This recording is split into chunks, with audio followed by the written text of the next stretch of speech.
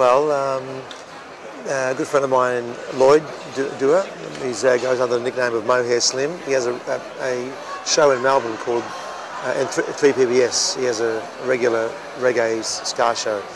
And we kind of became friends via the ska, the reggae, we both like that music. And then one day we said, let's do a world record. Let's set a world record for as many horn players to do the skank, which is the upbeat of reggae music, you know.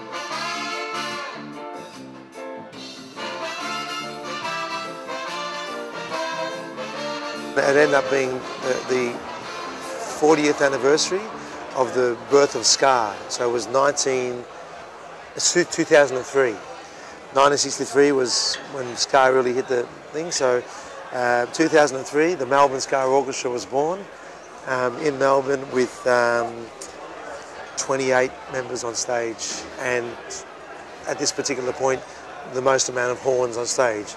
Though not official, but I reckon we'll get into the world record.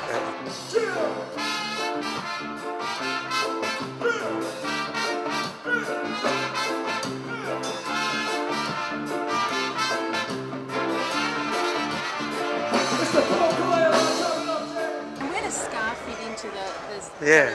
that whole Yeah. Well, ska was really started before reggae, before dancehall, before all of that. There was ska was the first type of music, and what it was the Jamaicans were receiving radio from the Miami, and they were getting signals. It was all bluebeat. It was all like boogie woogie, like and they wanted to make that music their own with their own singers.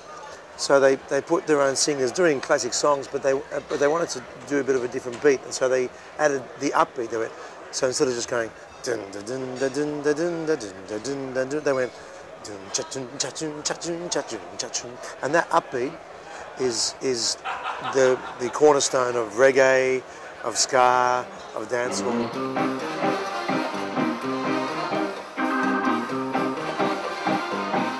And it was very communal, very like lots of people up on stage, a bit loose at times. Sometimes the horn section was out of tune and everything, and it became like a signature kind of sound. Is that kind of loose, happy, communal sound, you know.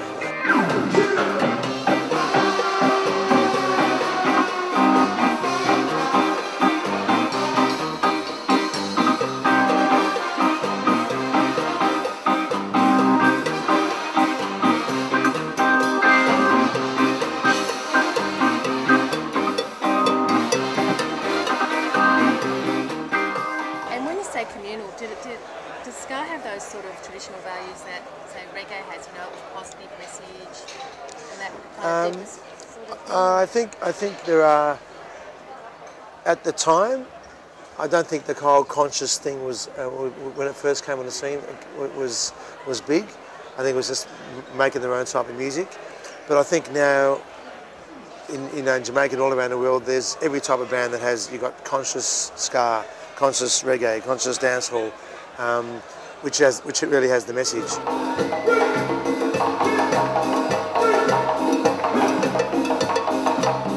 One of the first big reggae hits was Bob Marley and the Wailers' Simmer Down.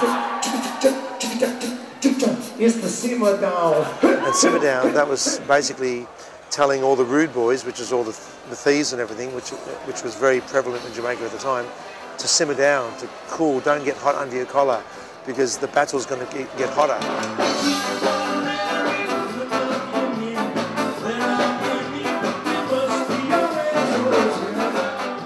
How did you discover this music? Why does it connect with you so resonate? Well, I started. I first heard the two-tone, right? Because ska was like 1960s, and then in the 80s there was bands like Madness, The Specials, Selector.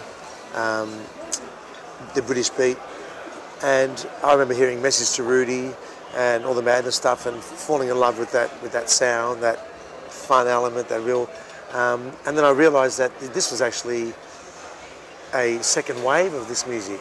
And then when I discovered the early recordings of these songs, that's when my kind of whole world exploded, and it became a real spiritual connection with that music, you know.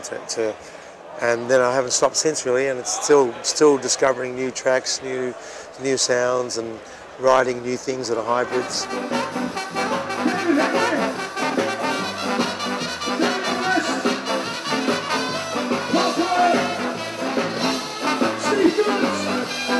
What are the things that are important to sing about? Yeah.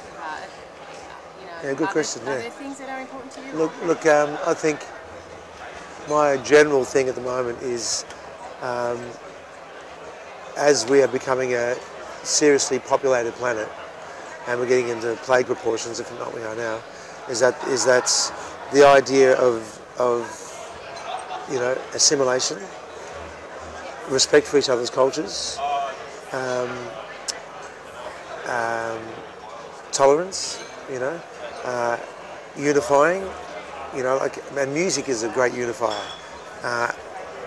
My thing is, when I'm on stage, is I want to make it feel like we're one big musical family.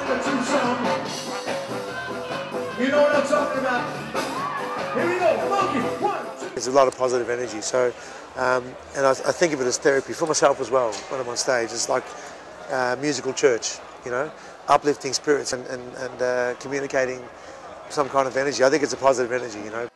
I never saw, only heard him talking about the big monkey. I never saw, only heard him talking about the big monkey.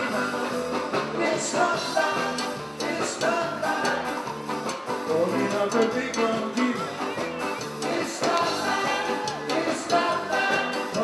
I think if we were a television show, it would be a sitcom.